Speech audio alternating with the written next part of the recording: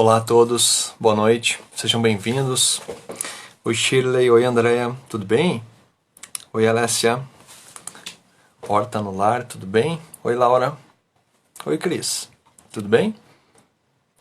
Boa noite para vocês. Oi Aline, tudo bem? Oi Elisângela, sejam muito bem-vindos, tudo bem? Hoje nós vamos conversar sobre a educação moral dos filhos. E para isso eu convidei o professor Guilherme Freire. Ele é uma pessoa a quem eu admiro muito e que com certeza está muito capacitado para falar do tema. Então vamos apenas aguardá-lo aparecer aqui e nós já iniciaremos. Tudo bem? Oi Su, tudo bem? Olá. Oi Lauro.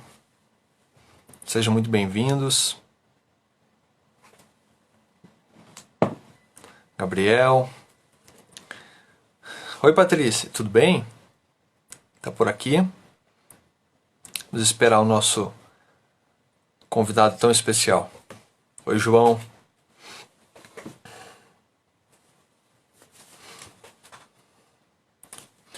E aí Lauro, tudo bem? Oi Sara. Gabi. Vamos aguardá-lo. Bruna entrou. Vamos acenar aqui para ela. Acenei. Olá a todos. Estamos aqui apenas aguardando o Guilherme entrar para a gente começar a nossa live. Tudo bem?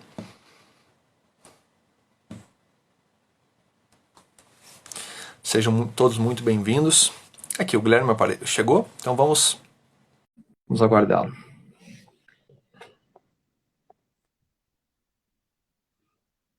Sejam todos muito bem-vindos. Oi, Guilherme, tudo bem? Tudo bom, Sérgio? Tudo bom? Que alegria, Poxa, finalmente estar conversando com você. Poxa, a alegria é minha, Guilherme. Eu estou muito feliz, te agradeço muito você ter disponibilizado o tempo de estar aqui conversando com a gente. Para mim é um verdadeiro prazer conversar com você, Guilherme.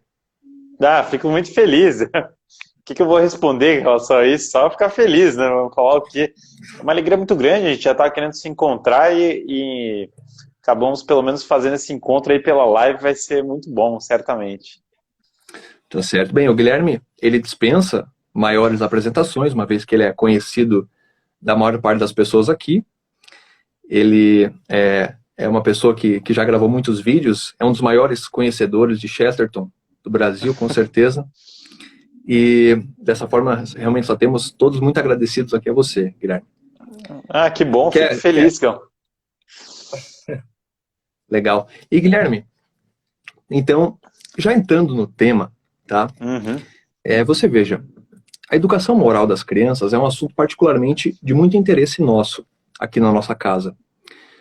Porque, você veja, nós como qualquer outra família que decidiu optar pela tomar a rédea da educação dos seus filhos, nós, no primeiro momento, percebemos toda a degeneração, a degradação do ambiente escolar, toda a doutrinação existente nas escolas.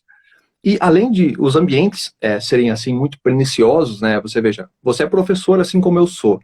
Então nós sabemos da realidade da escola, nós sabemos das coisas que os alunos eles trocam entre si, das influências negativas. Então, além de tudo isso, nós ainda temos os resultados práticos, que não são nada positivos. Quer dizer, os nossos alunos, além de estarem num ambiente contrário àquelas nossos princípios fundamentais, eles não aprendem nada.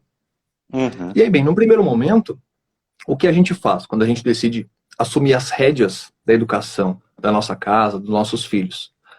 A gente preparar um currículo para que eles possam seguir por esse currículo. Então a gente estuda métodos de alfabetização, a gente estuda métodos de ensino de matemática. E eu não posso negar para você que, com relação a isso, a gente até obtém algum sucesso. Por quê? Sim.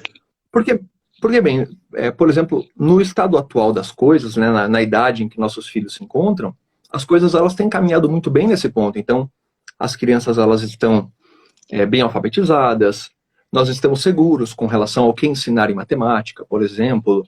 Nós temos os recursos, nós já temos algumas noções de livros para ler, literatura. Contudo, parece que existe algo além da educação intelectual, algo que permeia todo o trabalho doméstico com as crianças, que é a educação moral. Por quê? Porque a gente percebe aquilo que a Charlotte Mason diz. A gente se identificou muito quando a gente leu esse trecho. A Charlotte Mason, eu e minha esposa, a gente faz leituras compartilhadas aqui sobre educação. Não sei se você tem esse costume de fazer com a sua esposa também. Ah, sim, bastante. É que assim, a gente tem ritmos tão diferentes de leitura que é um pouco diferente a leitura compartilhada aqui, é um pouco... Mas a gente faz bastante, ainda mais sobre esse tema, a gente ama. Uhum. Mas bem, a Charlotte Mason, ela conta que depois de alguns anos como professora, ela percebe que oferecendo o melhor da educação intelectual para as crianças que eram preguiçosas permaneciam preguiçosas. As crianças que eram mentirosas permaneciam mentirosas. Então, assim, você cria um gêniozinho que não tem necessariamente uma direção moral para canalizar toda aquela instrução recebida. E aí, nesse sentido, eu e minha esposa hoje, a gente se encontra particularmente num estágio em que quando a gente senta para conversar sobre a educação dos nossos filhos, a gente muito pouco conversa sobre a educação intelectual. Por quê? Porque parece que esse assunto ele já está, assim, de certo ponto dominado. Quer dizer, a gente se sente seguro com relação ao que ensinar. Agora, a gente começa a observar coisas nas crianças que precisam de correção. E que são, assim, verdadeiras falhas de caráter e da personalidade. E que se a gente permitir que isso se estenda, que isso permaneça assim, isso no longo prazo pode ser até irreversível. Sim. Então, por exemplo, questão, sabe, de deboche, questão de fraqueza, questão de a criança ela não conseguir perseverar numa lição, de ela ter um mau comportamento específico. E nesse contexto a gente tem debatido muito, né, estudado e procurado compreender o papel da educação moral na criação das crianças. Porque assim, Guilherme, talvez você concorde comigo, parece que as pedagogias consideradas mais avançadas hoje, elas têm um viés muito burguês, de se preocupar apenas com o bem-estar material, né? Então, assim, parece que é uma pedagogia... As pedagogias são muito intelectualistas. Então é o seguinte, a gente pega as crianças, a gente ensina matemática, a gente ensina alfabetização, e elas vão receber essa educação intelectual, e isso vai resolver todos os problemas. Sim. Agora, quando você pega seus filhos e vai trabalhar dessa forma, a coisa não é bem assim. Então eu queria que você dissesse pra gente aqui o que é exatamente a educação moral e qual é o verdadeiro papel que ela ocupa na educação dos filhos. Sim. Bom, esse é um tema maravilhoso, a chance é ótima de falar sobre ele, porque é um dos pontos centrais do que é educação, né? Sobre a coisa do Chesterton que você comentou, eu só queria fazer um agradecimento, que eu agradeço a Deus pelo Chesterton, porque a primeira aula que eu dei na vida foi sobre o Chesterton, a primeira vez que eu falei, e isso me fez professor, ou seja, eu virei professor por causa disso, uma coisa que me preparou muito mais para a paternidade, para toda uma missão de vida, graças a esse dia que um professor faltou no grupo de estudos, o Marcos Bueiro, e eu dei essa aula sobre o Chesterton no lugar dele. Então, agradecer o Chesterton aí, acho que é a primeira distribuição. Segundo, veja, o drama da educação das virtudes é o drama da educação. Se você pegar o exemplo, pouca gente conhece isso. A República de Platão, quando tem o mito da caverna, a primeira coisa que o Platão discute, e o contexto do mito da caverna é para falar de educação. E saindo do mito, a primeira coisa que ele fala é o que é educação. Por quê? Porque no mundo da caverna nós estamos presos olhando para as sombras, certo? Para as aparências, sem olhar para o mundo inteligível, ou seja, para os universais, para a beleza, para a verdade, para aquilo que está além do sensível imediato. E o filósofo faz a conversão, a virada para sair simplesmente do imediato e começar a entrar no reino do inteligível, no reino mais elevado. No caso dessa virada, e o termo é conversão, que ele usa literalmente, Platão vai dizer logo na sequência, educação é converter para a ideia de bem. O bem ali na caverna, ele é o sol, ele é aquele que permeia todas as coisas, então que nos permite ver, certo? É aquilo que na filosofia é chamado transcendental, ou seja, aquilo que é universal, que faz parte de todas as coisas. Porque você tem universais, por exemplo, cavalo. Então todos os cavalos fazem parte do universal cavalos, são relativos a isso. Aliás, essa distinção dos universais é tão importante para a gramática, para todos os conhecimentos, né? A gramática em geral lida com com isso. Mas você tem universais que dizem respeito a tudo, a todas as coisas na medida que são, tem aquele universal, e são chamados transcendentais, né? É o caso do ser, tudo que é ser, tudo que é verdadeiro, e tudo que é bom. Então Platão coloca o bem como o sol que ilumina todas as coisas, então todas as luzes vindo do bem. Então, para o Platão, ele já coloca, educar é converter para a ideia do bem. A ideia do bem ali, a ideia não é só a concepção, mas é de fato o bem transcendente. E aí, Agostinho, muito sabiamente, comentando Platão, Agostinho batizando Platão, assim mais refinado, ele fala, Sócrates foi o primeiro filósofo, e aí ele está, claro, combinando com a concepção platônica, a virar o todo da busca intelectual para o todo da busca moral, ou seja, a busca pela verdade, ela está completamente entrelaçada com a busca pelo bem. E a realização do homem, ela só se dá quando a busca da verdade e a busca do bem estão andando lado a lado. Por quê? Porque é da natureza da razão, é da natureza da busca pela verdade, encontrar esse bem que é intercambiável, ele está sempre junto com a noção da verdade, e a realização do homem só se dá se não houver uma cisão. A verdadeiro conhecimento, ele envolve uma vida condizente com esse verdadeiro conhecimento, ou seja, ele não é uma questão de eu tenho erudição e daí eu me torno bom. Não é assim que funciona. É um equilíbrio entre o encontrar da verdade e esse virar da vida inteira para essa busca. Portanto, o amor da matemática lá no Platão, que eu já vi aí seus vídeos sobre matemática e tal, que é ótimo, falando de método de Singapura, falando outras coisas, Platão até falava, né? Não entre aqui na academia quem não conhecer geometria, já era o mote. Mas esse amor da matemática, ele envolve equilíbrio, é a questão de eu amar a matemática, a objetividade da matemática, claro, mas amar o equilíbrio na minha vida, nas minhas ações. Então, se eu não estou entendendo a conexão entre o equilíbrio das minhas atitudes, o equilíbrio da minha vida, a forma como eu me porto, como eu falo, com esse equilíbrio intelectual, a minha vida está cingida. Portanto, eu não estou realizando aquilo que é o propósito da educação. Por isso que o cardeal Newman, muito corretamente, falava que adquirir erudição não é educação. Conhecer muita coisa não é educação. Você pode conhecer muita coisa e não ser educado. Porque educação é você entender os primeiros princípios da coisa, como eles se ordenam, tanto na razão teórica quanto na prática, ou seja, tanto na forma como você vive as suas ações, e aí, portanto, adquire os hábitos que levam ao bem, certo? Como na forma como você entende o mundo. Os dois têm que casar perfeitamente. Se não estão casando, você está gerando uma criança, por exemplo, que é muito erudita, que é bem possível, mas que não é, de fato, educada. E aí, esse aburguesamento que você fala, ele acontece porque a criança, ela vê o conhecimento como um apetrecho, como uma espécie de coisa que eu obtive, que eu vou botar lá na minha prateleira, eu obtive conhecimento em matemática, eu obtive um conhecimento em ciência, eu obtive um conhecimento da gramática, mas aquilo não se articula com uma visão completa de mundo, que é a da realização do homem pleno, daquilo que é o homem de fato encontrar a si próprio, chegar no seu potencial máximo. Então, se não tem educação das virtudes, não tem educação. Essa é a frase assim, dramática que eu gostaria de jogar na coisa, no sentido de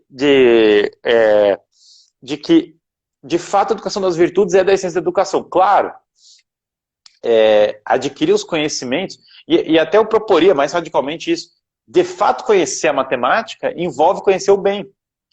Porque você está conhecendo a harmonia. Com certeza. E a harmonia não é contraditória com a harmonia das ações. É a objetividade do mundo. A objetividade do mundo envolve a objetividade das virtudes. Agora, falando de um ponto de vista mais prático, então como isso se dá? É importante ensinar filho a escrever corretamente, sem dúvida, a dominar a gramática, dominar o... sem dúvida. Só que isso envolve a virtude da estudiosidade. Isso envolve a forma como ele se concentra. Isso envolve o espírito de serviço na coisa. Isso envolve a criança chegar no rito, na ocasião de estudar. Ela pratica um ato de piedade. Ela pede por favor e obrigado. Aqui em casa é o tempo todo. Fala assim, ó, a Catarina é sempre assim, fala, ó, por favor, ela não fez 2 anos. Mas toda hora tem que ressaltar. Como é que fala, filha? Obrigado. Como é que fala, filha? Por favor. Como é que coloca? Puxa a cadeira. E ela, dessa questão da educação até no sentido popular que se fala educado, né, criança educada, desse elemento tão simples, ela tem preocupações aqui. Hoje de manhã eu bati o pé, hoje à noite eu bati o pé, eu acertei uma quina aqui no negócio, já doeu pra caramba, e aí ela saiu correndo para pegar a pomada. Um negócio maravilhoso, ela foi pegando, eu trouxe a pomada e falou, aqui, papai, pomada, para passar o dodói. Então, isso é quando você começa a ver a educação se realizando. Então, isso envolve elementos cognitivos, a criança está pensando na conexão do elo causal entre o remédio e a cura, portanto. Claro que isso tem um elemento intelectual, mas envolve um elemento prático e o elemento de olhar atento ao outro, ou seja, olhar para a pessoa que está por trás daquela coisa. Então, todos esses elementos se unem na educação plena, né? Que de fato perpassa a vida toda. Então, ela não é um livro, embora envolva livros, ela não é um material didático, embora envolva material didático, ela não é um conteúdo, um currículo específico, mas ela é uma vida, certo? Então, a educação é uma virada toda da vida. Então, acho que esse é o mote para a gente começar a gente vive num mundo muito cingido, e aí Rousseau, Dewey e outros pedagogos modernos garantiram essa cisão. Não, vamos separar exatas de humanas, porque não tem nada a ver. Vamos separar a virtude da educação teórica. Vamos separar a educação da piedade. Isso o Rousseau fala, Emílio, o tempo todo. Separemos a piedade, que ninguém entende nada, o que é uma mentira, porque a minha filha de 2 anos entende, que dirá um menino de 16, como ele fala no Emílio. Então, vamos separar a piedade da educação. Então, essas separações que o mundo moderno forçou para nós, muitas vezes, a pedagogia moderna forçou, e na escola moderna isso é muito presente, elas, na verdade, são uma espécie de abolição da própria educação. Né? Sim, exatamente. Aqui, nesse ponto, quando você até falou a palavra abolição, eu lembrei imediatamente do livro Abolição do Homem, do C.S. Sem Lewis. dúvida. Eu já, inclusive, te vi falar sobre o assunto, e ele trata justamente disso, né? Agora você veja. Tá aqui, ó. Você tá com ele aí? Eu acho que ele tá aqui atrás. Eu não sei, eu gravei um vídeo sobre ele esses dias, e daí eu não sei se eu tirei, mas a editora me mandou para dar minha opinião sobre edição, eles mandaram aqui uns volumes, engraçado. Mas enfim, ele tava analisando esses dias, é maravilhoso esse livro. E você veja que isso era uma coisa que parecia, assim, ser muito evidente para os antigos, e de repente ela deixa de ser evidente. Quer dizer, quando a gente vê, por exemplo, Santo Tomás de Aquino ele escreve que um jovem, ele pode conhecer muito bem a matemática, mas ele não pode ser um sábio. Por quê? Porque para ser um sábio é preciso que ele adquira essa noção do bem, e a matemática é um meio, quer dizer, ela é um meio que ela entra na educação, como ali um produto da educação intelectual, e essa educação intelectual, ela está ordenada. Quer dizer, quando a gente educa uma pessoa, a gente educa uma pessoa inteira, e não apenas um intelecto, uma mente que vai ser capaz de, por exemplo, conseguir um bom emprego e ganhar muito dinheiro. Na verdade, é uma pessoa inteira. Essa pessoa inteira, ela vai agir como indivíduo e vai agir na sociedade. E se ela age na sociedade, ela tem que praticar o bem para com a sociedade. Então, ao mesmo tempo que ele fala que não é possível um jovem adquirir a sabedoria, embora ele possa saber uma disciplina muito bem como a matemática, Santo Tomás de Aquino ele também fala que quando nós avançamos nas ciências, uma pessoa, um indivíduo, e isso também acredito que vale para uma sociedade, quando uma pessoa ela avança, ela progride nas ciências, mas decai nos costumes, ela antes perde do que lucra. Perfeito. Quer dizer, o que a gente vê hoje, com essa preocupação dessas pedagogias intelectualistas, a gente vê um avanço muito grande da técnica. Só que esse avanço muito grande da técnica, ele está desconectado do progresso moral. Na verdade, parece que a coisa ela avança numa ordem inversa. E as pessoas elas se usam disso justamente para, né, enfim, dissociar realmente essa questão da moral com a técnica. Sim. Agora você falou uma coisa muito interessante aqui também, e eu, por acaso, lembrei. Você citou Santo Agostinho, como Santo Agostinho batizou Platão. E quando a gente fala assim de educação moral dos filhos, é preciso que a gente recorde da correção. E eu lembro que nas Confissões de Santo Agostinho, ele falava que, por exemplo, a mãe dele proibia ele de tomar água a todos os momentos que ele quisesse, porque ele precisava aprender a controlar os seus instintos. Quer dizer, faz parte da educação moral o homem saber, né, que ele possui uma natureza dialética, quer dizer, ele possui instintos que buscam a satisfação, mas ao mesmo tempo, ele é uma pessoa que deve frear os seus instintos e seguindo eles os ditames da moral. Perfeito. E nesse ponto, mais uma vez, a pedagogia intelectualista ela perde. Por quê? Porque essa pedagogia intelectualista, que a gente vê pelo menos nas escolas de elite do Brasil, porque Guilherme, você, assim como eu, professor, e, bem, nós vemos que existe nas escolas uma certa preocupação, por exemplo, em formar as pessoas para o mercado de trabalho, em garantir que elas tenham um bom emprego, enfim. Então, assim, essa preocupação, que é voltada especificamente para os bens materiais, que é restrita à pura matéria, ela se despreocupa absolutamente da educação moral. Quer dizer, a gente vê nas escolas, a gente vê nas famílias que estão com essa preocupação, que quando uma criança, por exemplo, ela fica doente, a gente vê que os pais, eles ficam imediatamente preocupados, eles procuram levá-lo ao médico e remediá-lo. Agora, quando a criança ela apresenta um defeito moral, parece que isso é algo de menor importância. Quer dizer, sim, isso vai passar... Se meu filho está pagando as contas, claro.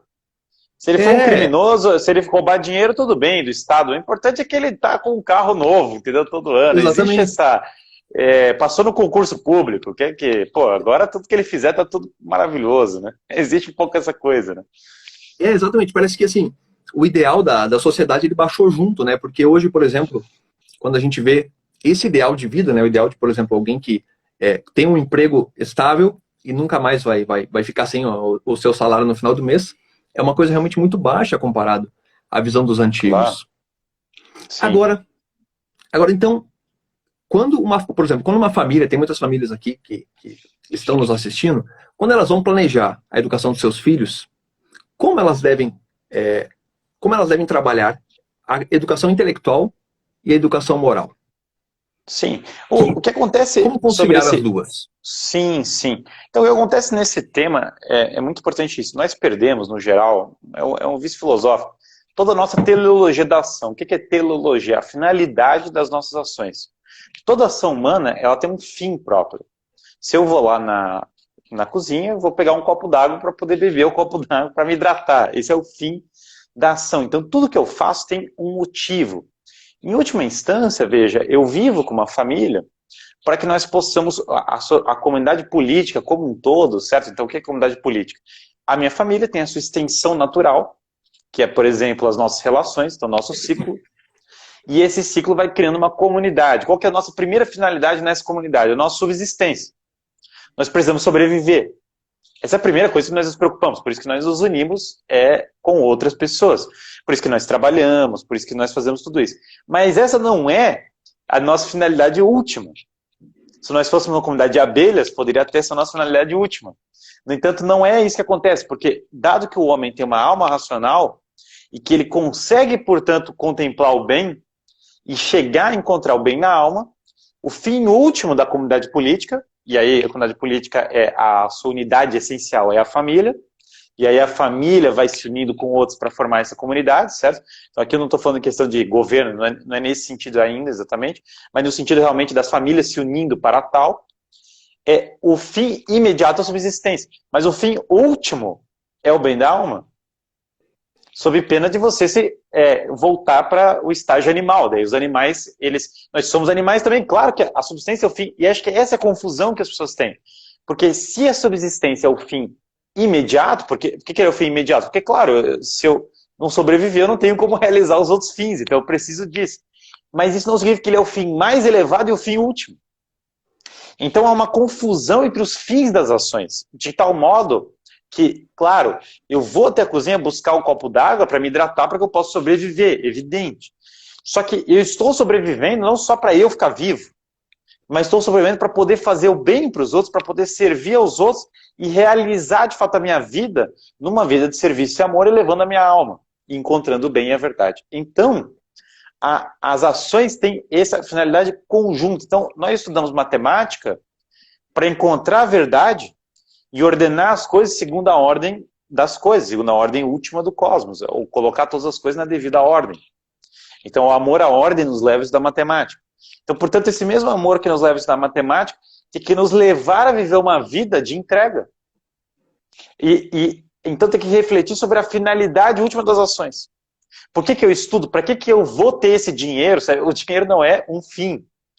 Ele serve para eu obter outros bens, esses bens com essas finalidades que eu falei, ou seja, subsistência, e a partir da subsistência estar encontrada, não, agora que minha subsistência foi adquirida, eu vou obter luxos, eu vou ficar obtendo coisas supérfluas para alimentar minha vaidade, vou fazer igual o Bilbo lá no Hobbit, eu vou fazer coleçãozinha de talheres, certo? Para um talher ficar em cima do outro de uma maneira mais fofa. Bom, isso não é o fim da coisa, certo? A partir do momento que eu obtive essa subsistência, eu vou ordenar esses bens que eu obtive, por meio desse dinheiro que foi dito, para buscar o bem da alma. Se eu não estou fazendo isso, eu estou perdendo meu tempo e dispersando a coisa. Então o dinheiro, ele não é capaz, não é só questão que ele não é capaz de trazer felicidade, ele não é, porque ele consegue utilizá-lo para satisfazer prazeres, mas a satisfação de prazeres não é a mesma coisa que felicidade. As duas coisas são muitas vezes até incompatíveis. Então, na medida que então, educar uma criança para obter dinheiro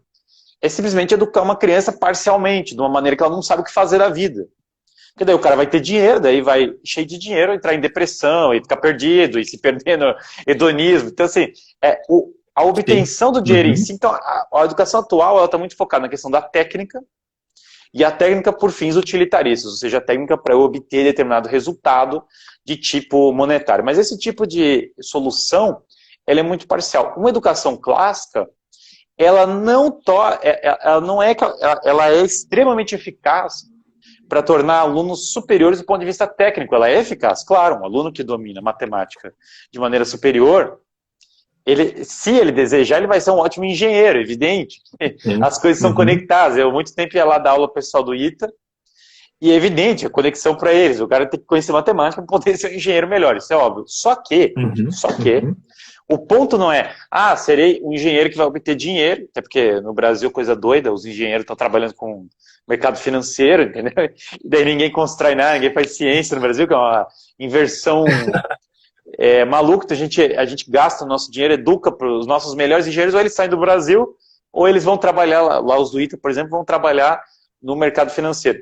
Claro, então, há evidentemente um equívoco em relação à técnica. Então, a educação clássica, ela não menospreza a técnica.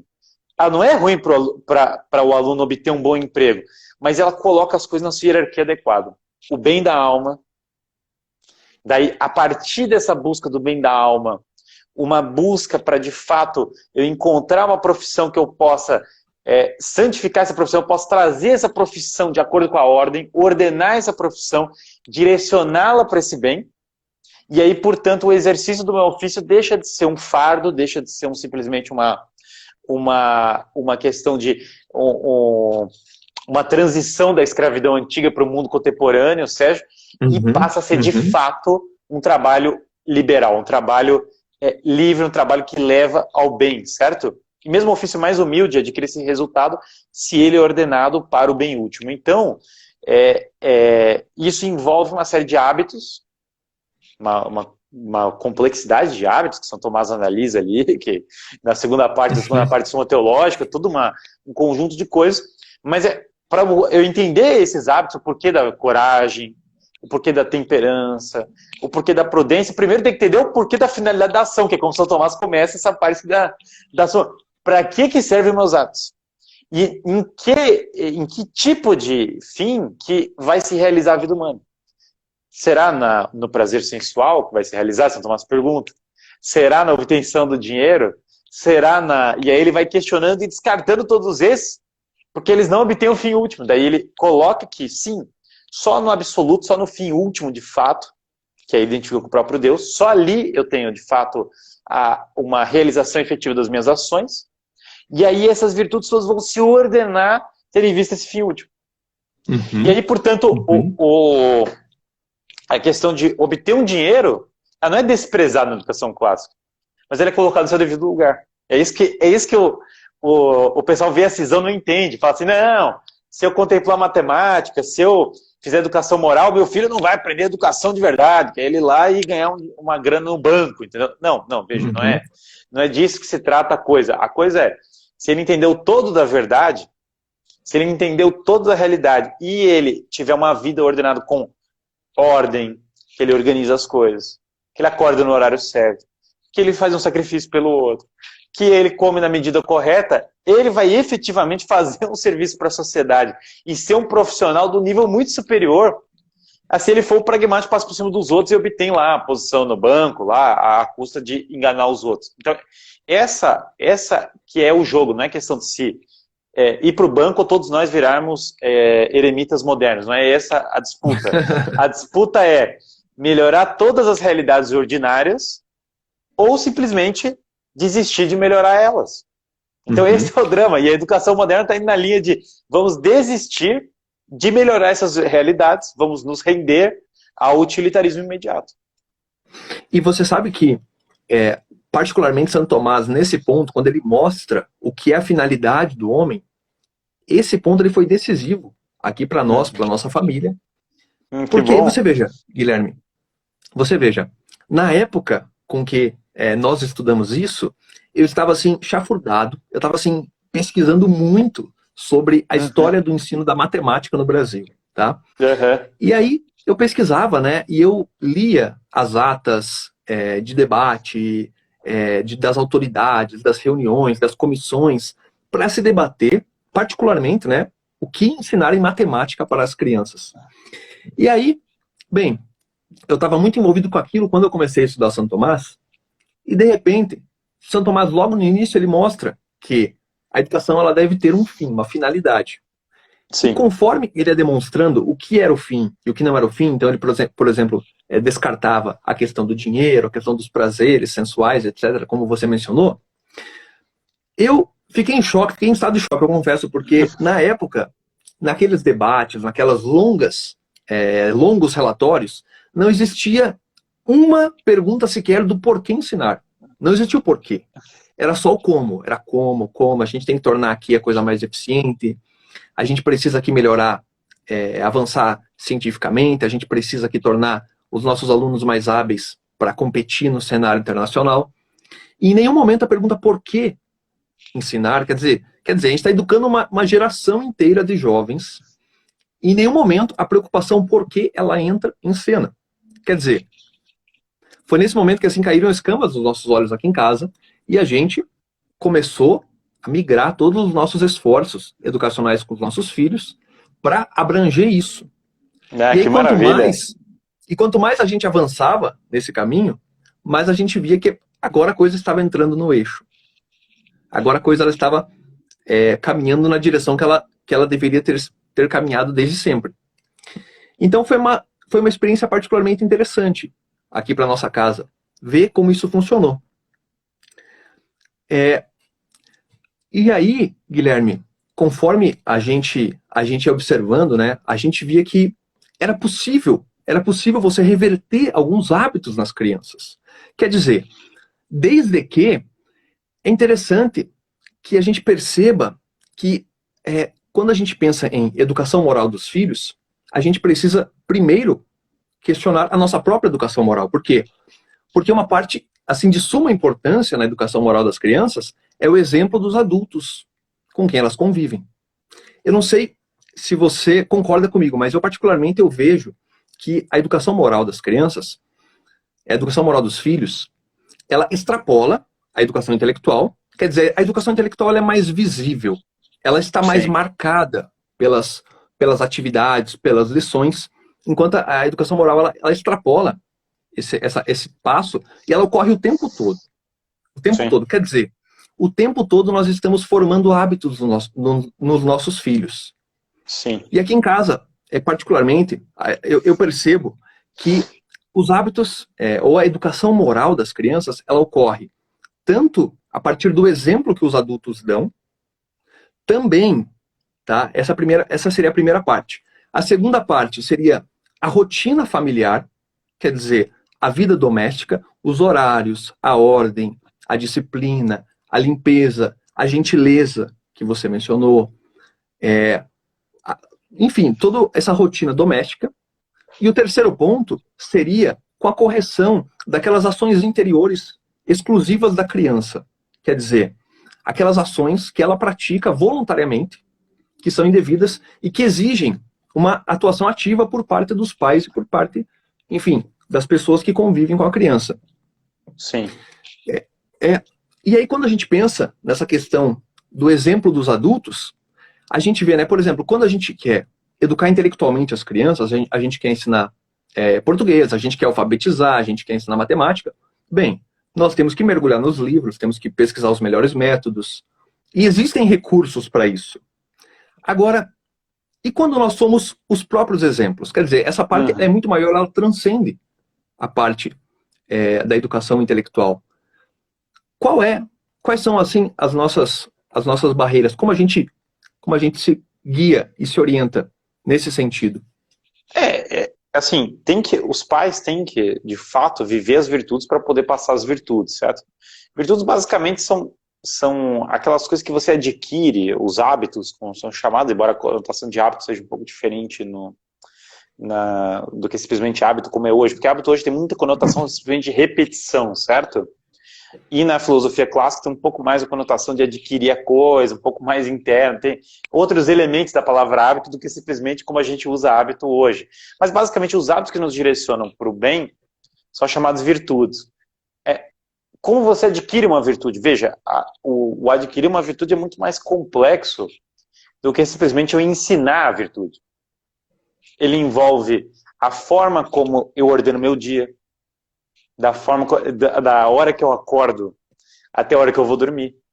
Ele envolve a forma como eu trato as pessoas ao meu redor, que é uma das partes mais importantes da virtude. Ou seja, portanto, como a criança ela se refere aos pais, como os pais se referem entre eles. O amor que os pais demonstram um pelo outro vai, evidentemente, influenciar a criança. A forma como os pais são ordenados, organizados, vai influenciar a forma como ela se organiza, portanto, a forma como ela vai organizar o estudo. Ou seja, as virtudes, elas permeiam, como você muito bem falou, o todo da vida. A vida se vive por meio de hábitos que podem nos direcionar para o bem ou nos afastar dele, nos direcionando para bens menores, como é o caso dos vícios. Agora, essa educação, ela tem um elemento intelectual, tanto que nós estamos discutindo a virtude, e isso, evidentemente, ajuda as pessoas a poder buscar a virtude. Ela tem um elemento prático, ele é eminente na vida cotidiana, em todas as coisas. E ela tem um elemento, veja, que os clássicos, o Aristóteles e Platão não vislumbravam com tanta clareza, que na pedagogia cristã, em Hugo de São Vítor e em outros, vai aparecer muito mais fortemente, que é um cultivo da interioridade, de meditar, de cultivar a humildade interior, de refletir sobre o que está sendo feito. O exercício que eu faço com a minha filha muito... filha, conta pra mim o que você foi fazer lá no lugar. E ela vai refletindo, certo? E ela começou a chorar, daí eu já perguntei, por que você está chorando? Aí eu fui lá indagando, você baixou alguma coisa? Não, não sei o que. Aí chegou uma hora que ela falou, você está chorando porque você quer que a mamãe pegue você no colo, porque você está com ciúme da sua irmã? Desse jeito, assim, mais ou menos a coisa. Aí ela falou, sim. Ela virou e falou, sim, é isso mesmo. Então, assim, ela foi percebendo a própria origem do choro dela, por que ela estava chorando, ela foi fazendo essa introspecção e tal. E veja, e sempre num clima, não é um clima de, você é uma...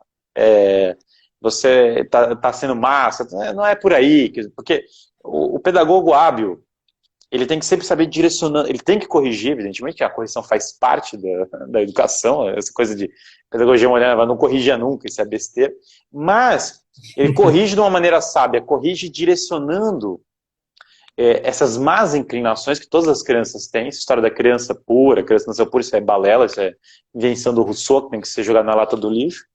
Então a criança nasce com más inclinações, mas essas más inclinações vão sendo corrigidas como?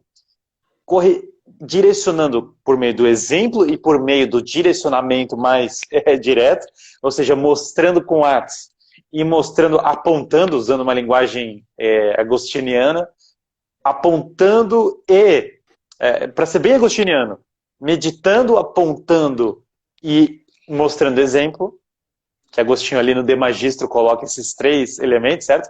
Você fazendo, para que ela possa ver, indicando o caminho pelo qual vai fazer, que é uma outra forma, e falando, e esse falar envolve um elemento de introspecção, de meditação, de reflexão. Você fomentando isso para a criança pensar sempre nesses vários hábitos. Uma pessoa perguntou aqui só, nascemos como boas e más inclinações, então nós nascemos com uma natureza boa com uma certa má inclinação. Ou seja, que na tradição cristã é chamada do pecado original. Então nós temos uma natureza boa, mas com algumas inclinações más. Então, esse é o mais sensato. E, aliás, esse é o fato empírico mais facilmente constatável dos homens, que eles têm uma natureza boa e inclinações más é evidente, né? Basta você observar qualquer bebê, né? O comportamento de qualquer bebê, qualquer criança de colo pequena. Qualquer bebê. E isso que eu estou falando de reflexão, de meditação, se bem entendido, envolve desde o bebê. Aí você fala assim, como assim? Você está insano, está falando de meditação do bebê e tal. Claro, veja, o bebê ele é muito sensível, todos nós somos assim. Quando a gente fala de beleza, de ordem, né? Porque nós somos muito sensíveis ao que nós vemos. Se a casa está arrumada, e os pais têm que manter a casa arrumada, isso incentiva a criança a querer ter a casa arrumada. E o bebê, ele sente a diferença quando o ambiente está sereno, quando o ambiente é pacífico e direcionado para o bem, e quando o ambiente é feio, nocivo. Ele, evidentemente, é influenciado pelo som alto da TV, pela TV ligada.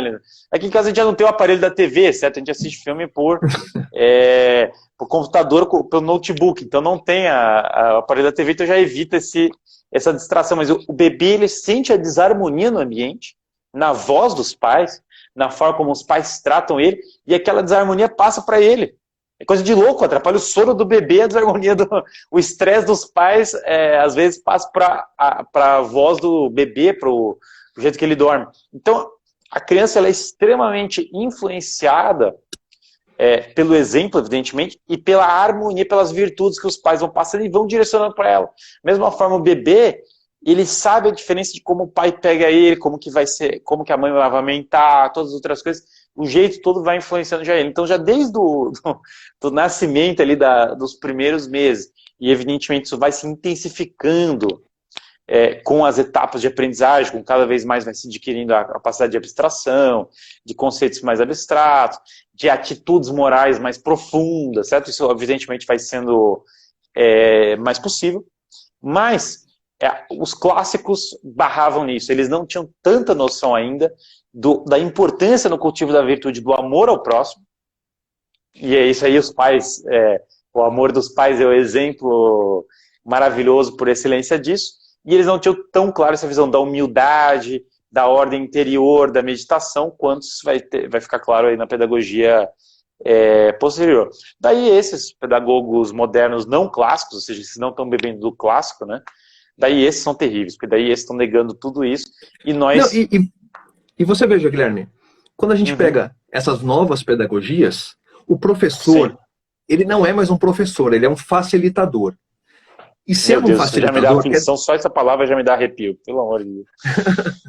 Quer dizer, se o professor ele é um facilitador, a energia dele é desnecessária, a fala dele é desnecessária. Só que a criança, ela precisa mais do que ter um interesse despertado. Porque assim, a gente vê que existe hoje um apelo para você despertar o interesse da criança para a educação, para que ela trabalhe as suas atividades. Mais do que isso, a criança ela também deve ter despertado a sua força de vontade. E para isso, para que a gente possa conciliar essas duas coisas, quer dizer, a gente não pode preparar a criança apenas para que ela efetue e trabalhe as atividades que ela manifesta interesse. Por quê? Porque se você faz isso, você está criando uma criança fraca, despreparada para o mundo real, despreparada para o cumprimento do dever. Agora, se o professor ele não inspira isso para a criança, bem, a educação ela já está debilitada na sua raiz. Por quê? Porque a criança ela deve aprender a amar essas coisas superiores. Ela deve aprender a amar o cumprimento do dever. Ela deve aprender a amar, por exemplo, a casa organizada, a família ali, o ambiente doméstico com a sua devida ordem. Agora, por exemplo, quando você tem essa visão, onde o professor, ele já não é mais um professor, e ele é apenas um facilitador. E nesse ambiente de facilidade, a criança ela é incentivada a agir e a aprender e a estudar apenas aquilo que é do seu interesse momentâneo, você vê que onde está aquela fonte da qual ela vai buscar o amor à ordem, o amor às coisas superiores, o amor ao bem, o amor ao belo, o amor ao verdadeiro. Então, essas pedagogias modernas, elas impossibilitam a educação da vontade e a educação moral. E a educação moral, ela tem um dos seus pilares na educação da vontade. E a educação da vontade, ela deve para que ela exista, para que ela subsista numa sociedade onde cumprir o dever parece algo tão difícil, onde tão poucas pessoas elas cumprem o seu dever, a criança ela deve ter um exemplo. E ela deve ter um guia para que ensine ela a cumprir aquilo que exige dela força de vontade, não apenas aquilo que é do seu interesse imediato. Uhum. E você veja, quando a gente fala de educação moral e educação da vontade, por exemplo, o Monsenhor Álvaro Negromonte, ele coloca a educação da vontade como aquela habilidade, aquele trabalho que mais é necessário de nós fazermos com as crianças. Né? Então ele disseca o que seria a educação moral de crianças, e ele fala que a educação da vontade é aquilo que vai exigir do educador a sua maior atenção. E a educação da vontade, ele coloca como algo muito, muito belo, na minha opinião. Ele coloca que, você veja, o Monsenhor Álvaro Negromonte, ele explica como a educação intelectual, ela se sujeita à educação moral, e a educação moral, ela se sujeita à santidade. Quer dizer, a inteligência, ela conhece a finalidade, que é aquilo que você nos falava, né, e tão bem nos falou. Agora, uma vez que a inteligência conhece a nossa finalidade, aquilo que é o nosso dever, e a consciência tem isso bem entendido, é necessário que a vontade abrace esse nosso dever e o cumpra. Portanto, quando a gente vê o estado atual das pedagogias modernas, a gente vê que a coisa ela simplesmente não se realiza. Quer dizer, o que a gente cria é uma geração de pessoas fracas, com pouca força de vontade, perfeito. Absolutamente impossibilitadas de cumprir o seu dever, e a gente, como pais, conscientes dessa situação, a gente deve agir para auxiliar os nossos filhos com isso. Aí, Guilherme, você veja, muitas pessoas aqui estão fazendo comentários, né, sobre crianças que têm tal ou qual comportamento. E aí o que a gente vê? A gente vê que é da natureza de algumas pessoas, por exemplo, ser mais preguiçosa, ou ser, assim, um pouco... Crianças a gente vê que são mentirosas, que é parte da natureza delas. E nós, como pais, é possível, Guilherme, eu te pergunto, é possível vencer essa natureza? Não, com certeza. Quer dizer, na verdade, no fundo, realizar essa natureza, porque a nossa antinatureza... Sabe uma coisa que sempre me impressionou? A mãe tem um filho, se perde na bandidagem. Ela fala, esse não é meu filho. É porque ela tem na cabeça a verdadeira natureza do filho, que vai se realizar nesse bem da alma, que vai se realizar nessa busca total pelo bem. Então, a nossa verdadeira natureza é essa. Agora, claro, nós temos que vencer as nossas más inclinações para obter essa verdadeira natureza. E daí nós temos esse equilíbrio. Agostinho muito bem coloca hoje à noite, eu estou agostiniano, né? Estou com uma inspiração agostiniana aí da noite. Mas assim, memória, vontade e intelecto têm que caminhar juntos. Ou seja, a memória que vai se plenificar na esperança, a vontade que vai se plenificar na caridade, e a inteligência que vai se plenificar na fé, como coloca Agostinho, ou seja, essas três caminhando extremamente equilibrados. Quando as três estão equilibradas, daí você pode falar que tem uma vida ordenada, ou seja, que a sua vida de fato está caminhando na direção correta. E esse ponto da memória é muito importante. Eu vejo que muito da inspiração das virtudes, por isso que eu evito falar virtude simplesmente só como uma coisa da repetição do ato, embora a repetição seja um papel essencial para subter um hábito.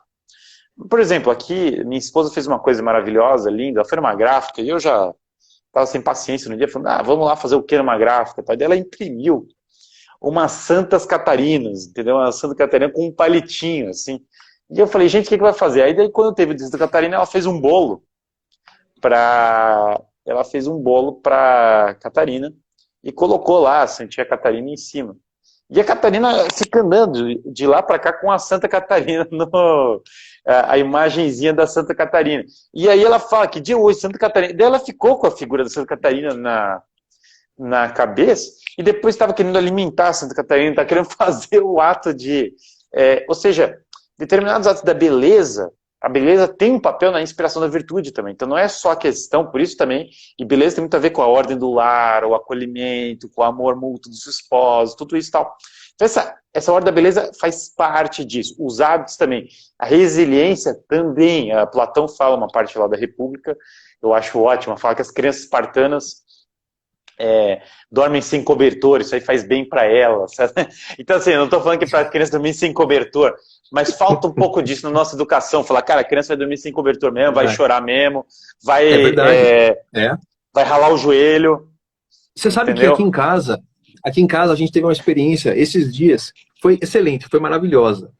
Foi o seguinte, nosso filho de 3 anos, ele sentou na mesa e bateu na mesa e falou, quero suco.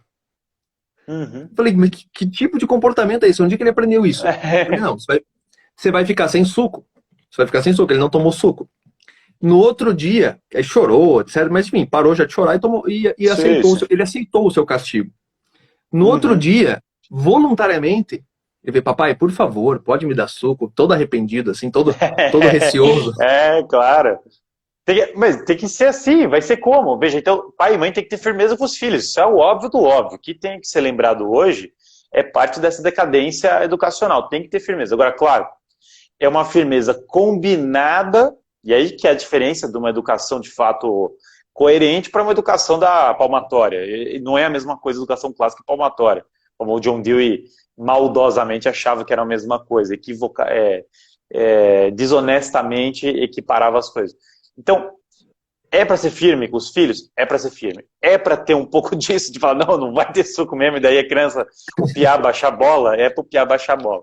É para ter, forçar um certo sacrifício nas crianças, é para forçar. Agora, isso balizado por uma noção de beleza, harmonia e amor presente. Amor não só como ficar dando carinho, dando atenção, que isso também corrompe a vontade da criança, deixa ela viciada, mas um amor sacrificado, verdadeiro, sincero, especialmente de um esposo com o outro, que daí ele vai transbordando para as crianças, vai se vendo isso na família. Então, quando essa realidade do amor e da beleza, já são baliza natural, sem precisar dessa coisa de pai helicóptero, de ficar em cima da criança o tempo todo, ficar dando atenção toda hora, sem essas deturpações muito sentimentais, vão dando a baliza natural já para uma educação firme.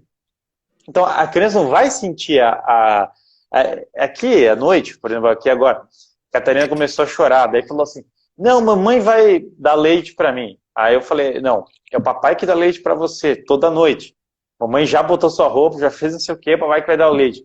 Aí eu perguntei para ela, como é que funciona aqui? Ele falou, papai dá leite, tal, papai vai pentear o cabelo, vai dar leite. Então assim, ela já restituiu a ordem da coisa. Então isso ela sente muita...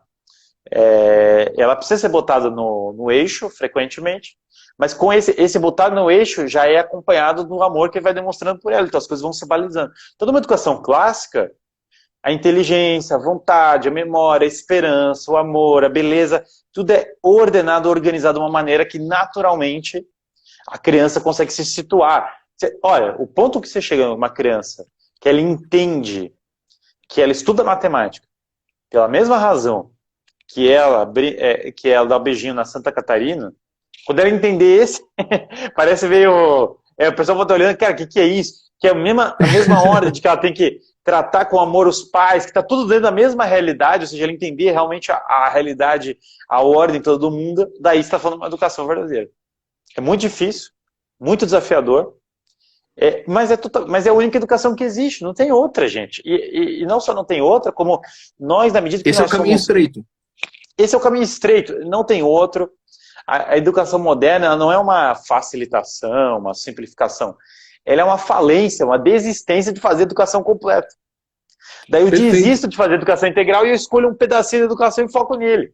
Mas isso não é para melhorar aquele ponto, é para desistir dos outros. Então isso daí não dá para fazer, temos que restituir a educação integral. Porque a educação integral trata do homem integral, não do homem parcial, do homem pedaço do homem, né?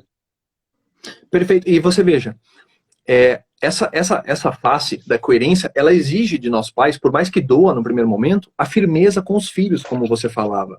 Quer dizer, você veja, as crianças, elas são tão bonitinhas, né? Elas fazem aquelas caras, e assim, o nosso coração, ele se compadece, né, daquele choro. Sim, sim. Mas você veja, a partir do momento que a gente fala e a gente age até o fim, de acordo com a nossa palavra, em pouco tempo a criança ela se habitua a agir com a verdade, ela aprende o que é certo e o que é errado. Você veja, um erro que eu particularmente tive a chance de ver acontecer em várias famílias, porque eu como professor, Guilherme, eu acompanhei já várias famílias. E eu tive a experiência de acompanhar algumas famílias que tinham problemas com filhos pequenos, onde acontecia o seguinte. Eu juro para você, uma vez uma mãe, ela me contou assim, o meu filho, ele não me obedece. Eu simplesmente falo e ele continua fazendo bagunça, ele não para, eu canso, eu grito, aí eu tenho que dar uma palmada nele e ele continua.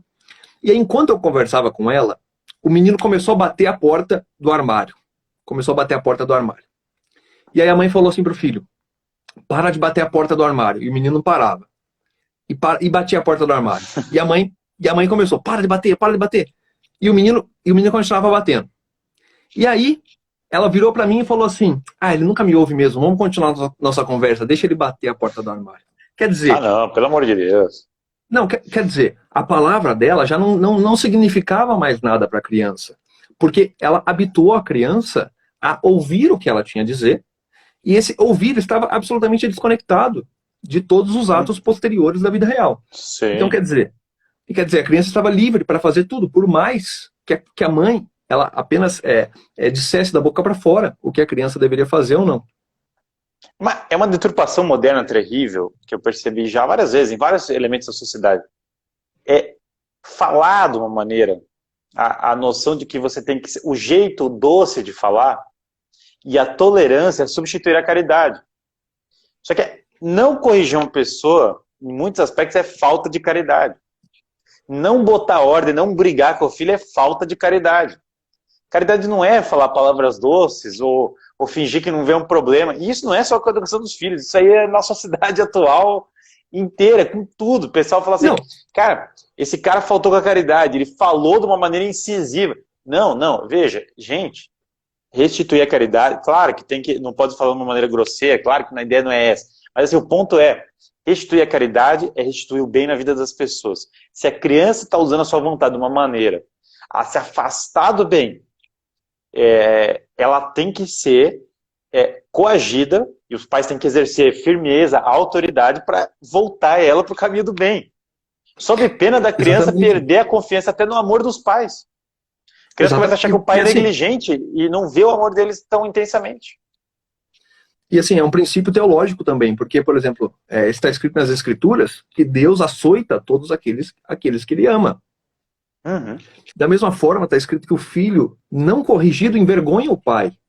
Exato. E isso é muito visível quando, por exemplo, você vê os frutos da educação moderna. A gente vê como, por exemplo, os pais eles se envergonham das atitudes dos filhos crescidos que nunca foram corrigidos. Claro. Agora, é muito mais fácil, e eu falo isso da minha própria experiência, é muito mais fácil a gente corrigir esses vícios o mais cedo possível, quer dizer, na primeira infância. Com certeza. Mata o mal da raiz. Com certeza. É a questão do baobá do Pequeno Príncipe. Lembra do baobá do Pequeno Príncipe? Sim, no planeta do Pequeno Príncipe nascia um baobá e todo dia de manhã ele tirava o baobá, né? Só que se por acaso ele não corrigisse o baobá se tornava tão grande que já seria impossível removê-lo do planeta. E assim, o planeta era muito pequeno e o baobá tomava todo o espaço do planeta, né? Quer dizer, o baobá é o vício. É o vício que, uma vez que você permite que ele cresça, ele toma todo o espaço e não sobra mais espaço para nada. Perfeito. O Pequeno Príncipe ali envolve... Eu não sou o maior fã do Pequeno Príncipe, até eu não gosto tanto da história por esses motivos. Sim, eu sou também. Até crítico. Porque ele tem uma certa questão de sentimentos, que eu acho desordenado e tal. Mas essa parte é muito correta e tem uma coisa interessante. Envolve um rito, uma rotina diária, que é parte da virtude. Que é o que falta para tantos lares hoje. Todo dia tem que ter horário, rotina. Não rotina rígida, a ponto de ficar paranoia pela rotina. Não Guilherme, é esse ponto. Só um detalhe. Nossa live vai acabar aqui em 5 segundos. Então, Guilherme, vamos voltar cara, aí. Foi um prazer ter